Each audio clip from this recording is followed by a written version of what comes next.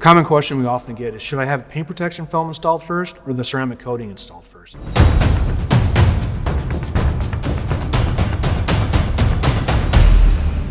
We always recommend paint protection film to be installed first if it's a brand new vehicle. Why? Because the paint protection film stops the rock chips and the stone chips from damaging the finish. The ceramic coating can be installed 1, 2, 3, 4, 5 years later and make the vehicle look great. Another question we often get is, can I do both at the same time? Of course you can, and we'd be more than happy to help you. We install both, but we also recommend paint protection film first. Paint protection film is engineered to stop the rock chips and the stone chips. So we're going to put them on front bumper, partial hood, partial fenders, or full hood, full fenders. That's where all the rock chips are going to happen.